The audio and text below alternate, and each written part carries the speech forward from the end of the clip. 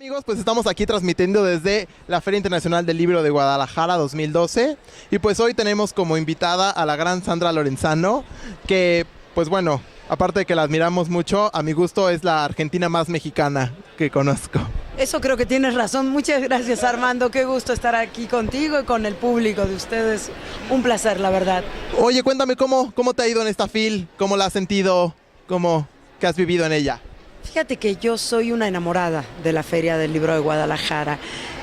Creo que es nuestra gran fiesta de las letras, de la lectura, y nos permite esto, un encuentro con autores, con lectores, con libros, pero también con muchísimas actividades culturales, con música, con exposiciones. Es como la fiesta más completa que tenemos. No por nada se ha convertido en la feria más importante en lengua española. Eso que ahora llamamos la patria de la ñ. Y es un orgullo para mí que eso suceda en nuestro país. Tienes razón. No tengo dudas de que soy la más mexicana de las argentinas, y eso es no solo por el tiempo que llevo viviendo en este país, que son ya 36 años, tampoco por el enorme agradecimiento que le tengo a México y que hace que ocupe un lugar tan especial en mi corazón por habernos apoyado a tantos latinoamericanos, a los españoles en su momento, unos años antes, cuando estábamos en una situación tan difícil. México hizo gala de esa política exterior que lo caracterizaba y nos recibió a todos. No es, decía, solo por estas dos cosas, solo por todo esto, que creo que soy la mexicana, la argentina más mexicana, sino porque realmente amo la cultura de este país. Elegí a conciencia que este se volviera también mi país. Entonces estoy muy orgullosa de que tengamos esta gran feria del libro, que tú ves, es que es genial. O sea, tenemos cientos o miles de chicos, de jóvenes, paseando por los stands, mirando libros. Hoy tuvimos en la mañana un slam de poesía, un concurso de estos de poesía, de rap y hip hop, con 500 chavitos en el público, felices, aplaudiéndole a los poetas, dándoles ideas, alentándolos, como para encontrar un nuevo camino. Eso es lo que me parece que tenemos que ir haciendo para transmitir nuestra propia pasión, nuestro propio amor por la literatura y por los libros. ¿Qué es lo que más te gusta, no solo de la FIL, sino como de esta cultura mexicana que es tan abierta, tan amorosa, como que seguramente tú la viviste muy de... Mira, yo creo que la sociedad mexicana es una de las sociedades más generosas que existen. No hay extranjero que haya pasado por México que no quede sorprendido de que inmediatamente cualquier habitante de este país te ofrece su casa, te ofrece su mesa, te ofrece su comida, te adoptan inmediatamente como parte de la familia. Y me parece que eso es algo tan agradecible. Yo también siento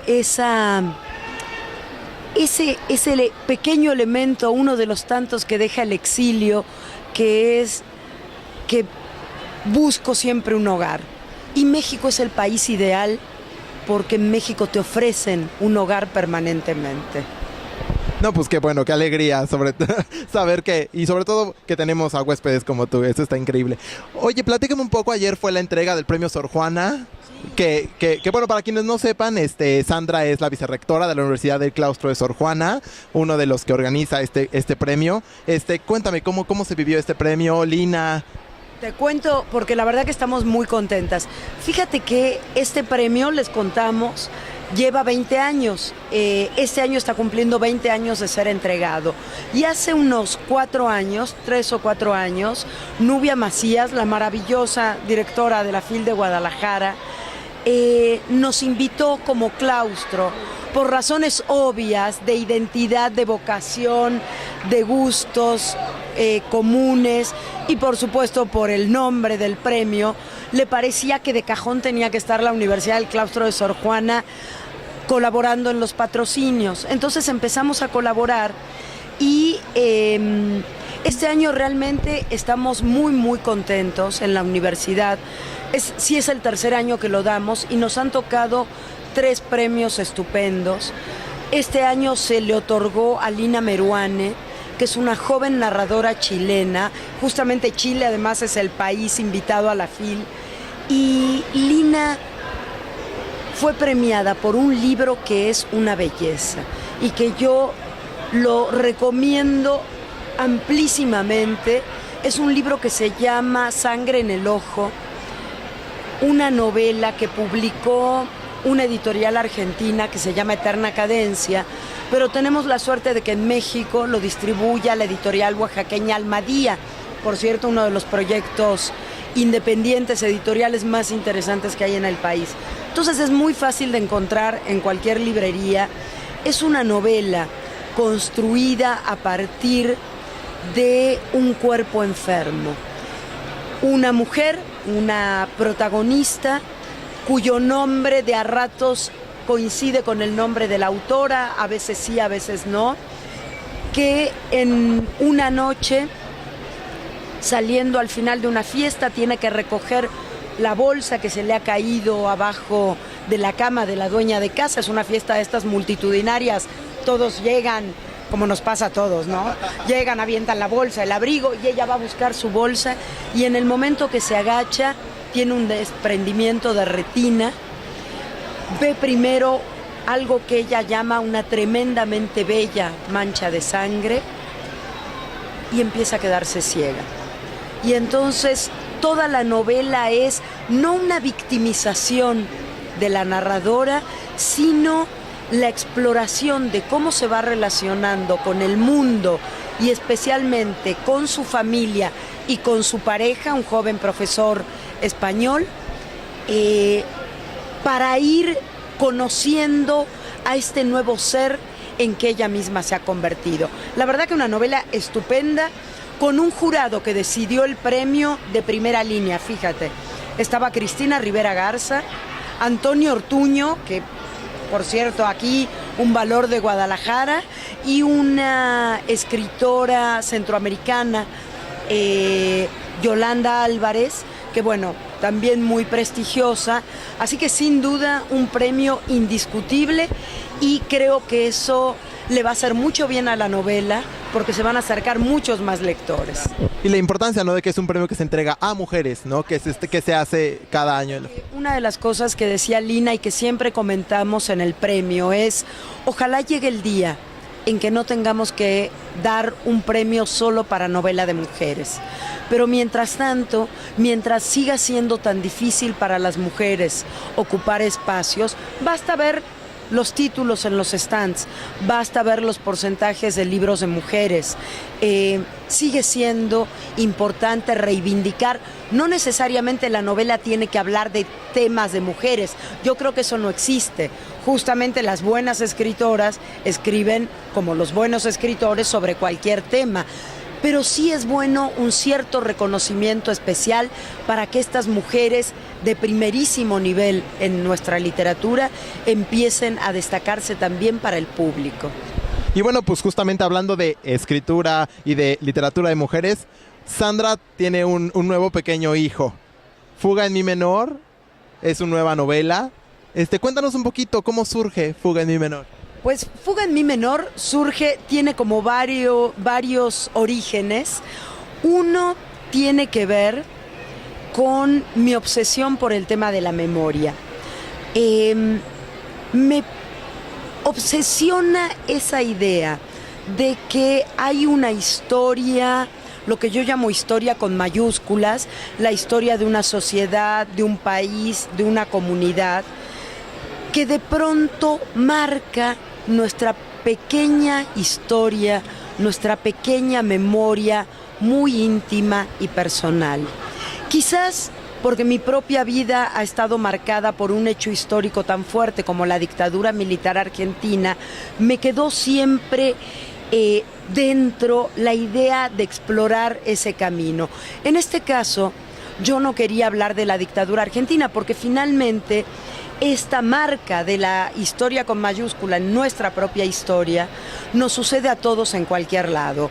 Si alguien estuvo en la Ciudad de México el 19 de septiembre de 1985, evidentemente su vida cambió con el temblor. Si eras vecino de Tlatelolco, sin que fueras estudiante incluso, el 2 de octubre del 68, sin duda tu vida cambió. Y eso nos sucede todos los días.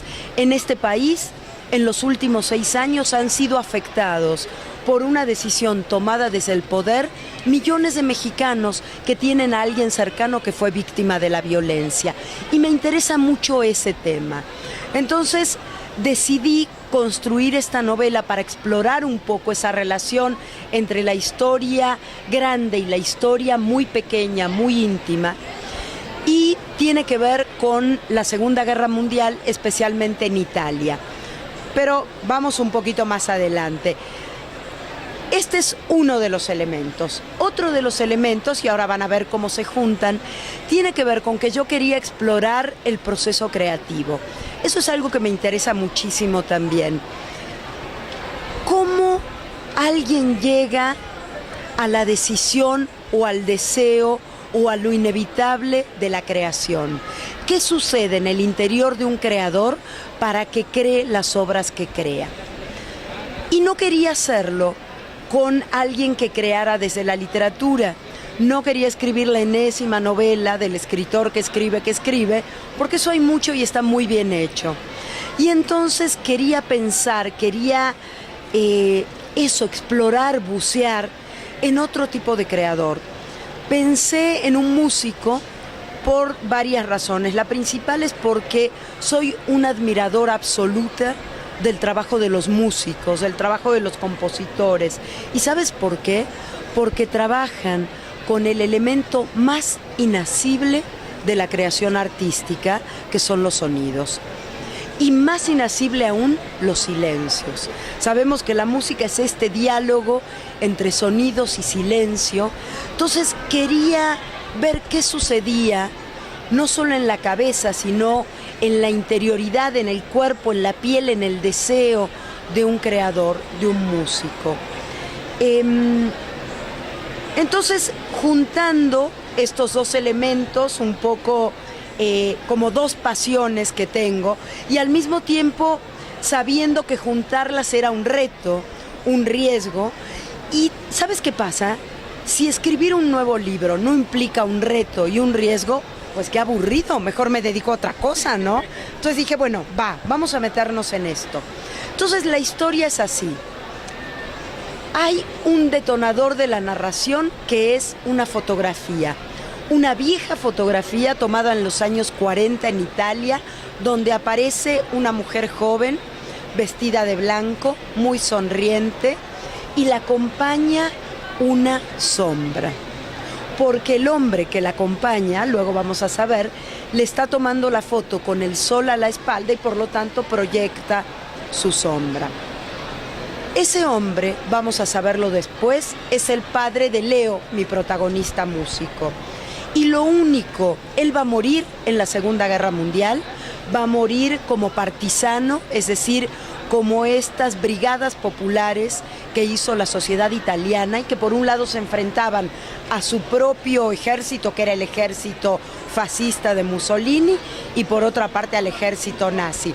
Pero no es una novela histórica en sentido estricto, sino ese es el pretexto, el padre muere y él, que es muy pequeño en ese momento, tiene 2 años, lo único que hereda del padre, lo único que la madre saca de Italia y se lleva al exilio, es esa fotografía. Entonces lo único que él tiene del padre es una sombra.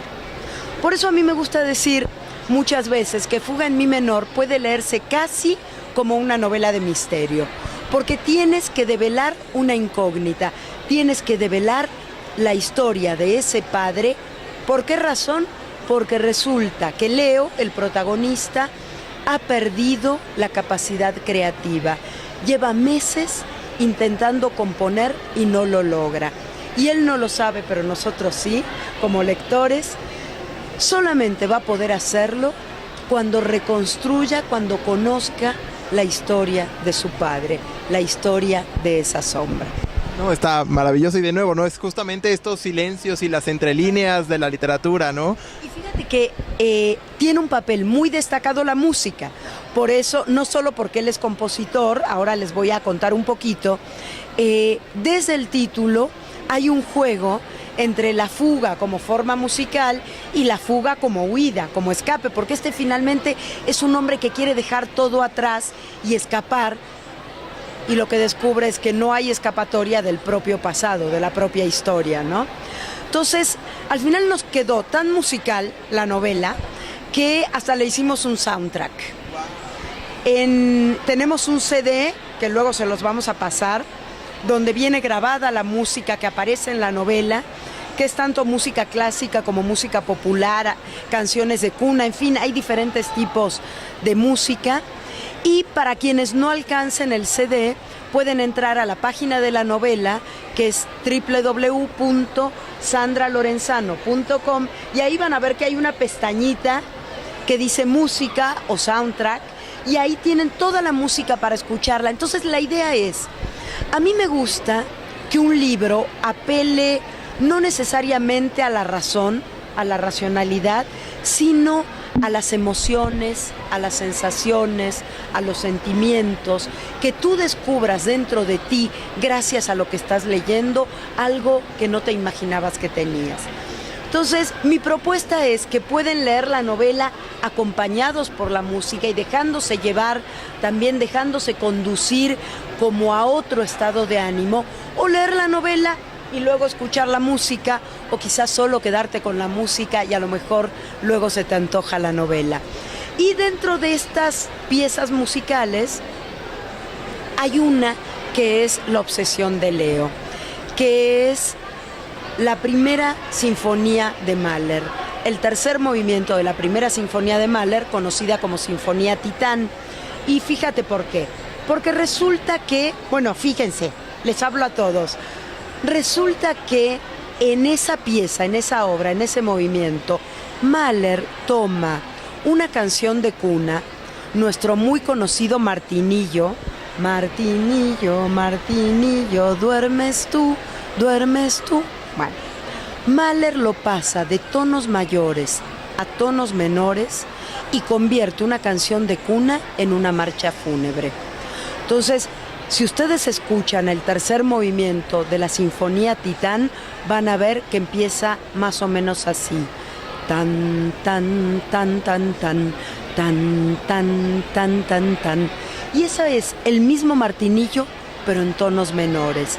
Y esta idea de una canción de cuna vuelta a marcha fúnebre es clave para entender la novela. Wow, está maravilloso.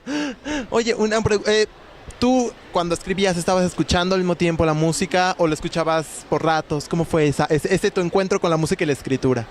Yo soy muy maniática para escribir. Necesito mucho silencio. Yo creo que por eso trabajo tanto el tema del silencio. Necesito poder concentrarme. No es necesariamente un silencio exterior, sino la posibilidad de crear el silencio interior. Ese silencio que, siguiendo a Edmond Javés, este gran poeta, yo digo es imprescindible para que surja la palabra literaria.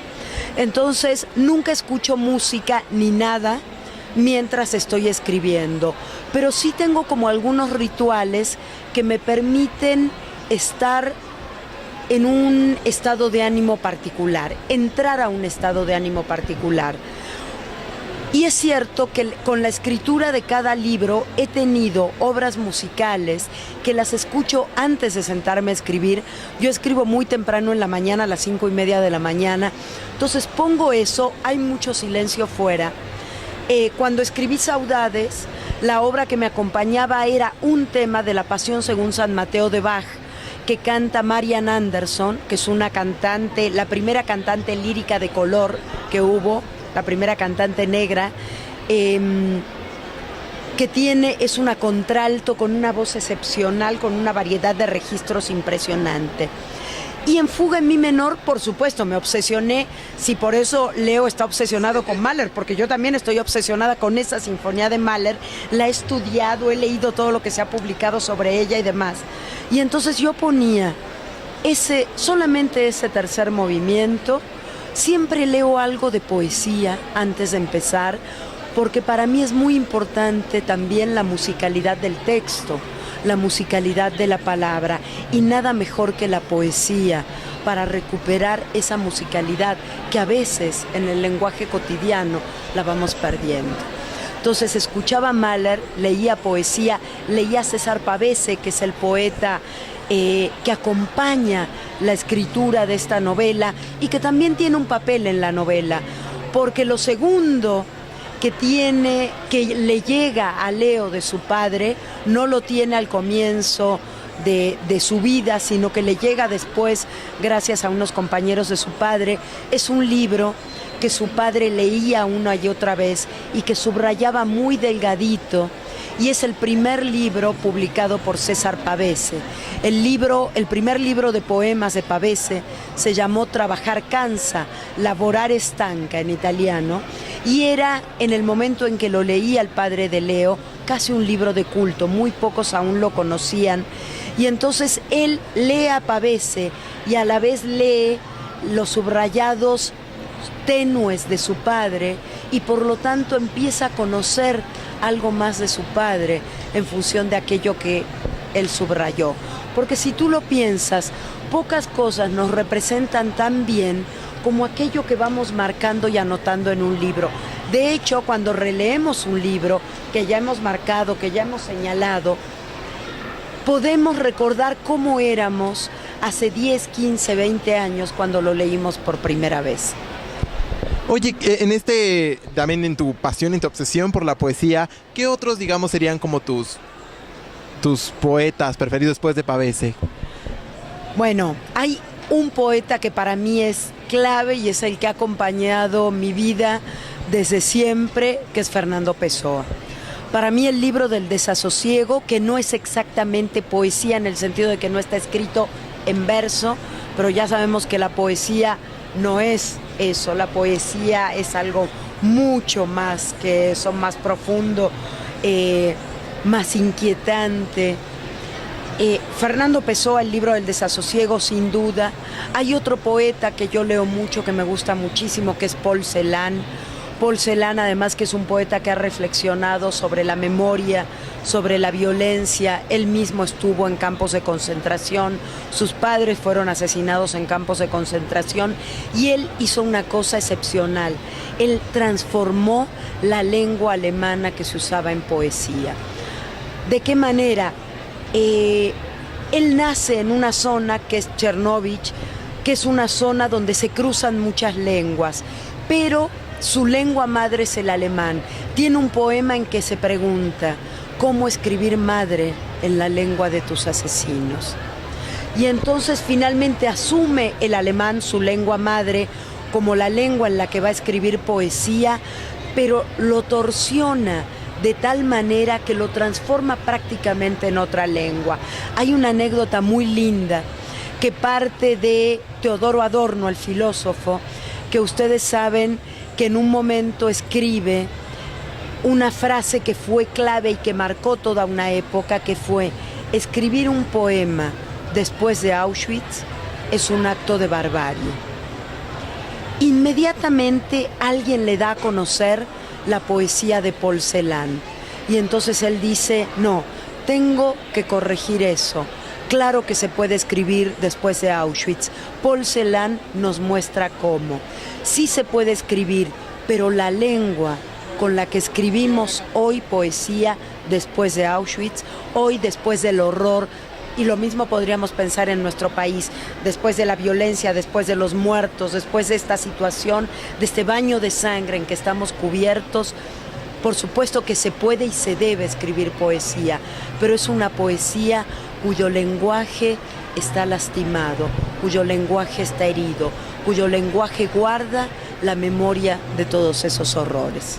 No, eso está sí, fuerte, muy, muy fuerte. Y hacer este tipo de reflexiones yo creo que hoy caen muy bien, ¿no? Y sobre todo creo que, bueno, no sé qué opinas tú, pero yo creo que esa es un poco la labor del arte, hacernos, o sea, después de disfrutar estas maravillas o como las de muchos otros maestros, el hacernos pensar ese tipo de cosas.